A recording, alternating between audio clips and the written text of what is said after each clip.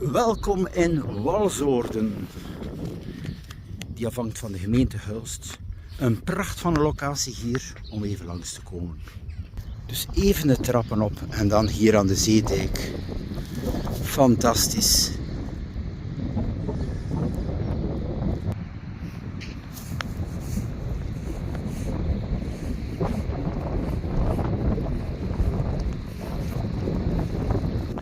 Dus de volledige fietstocht zal te zien zijn op een afzonderlijke video.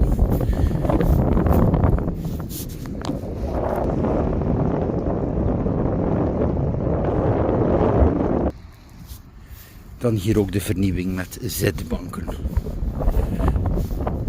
De rust hier.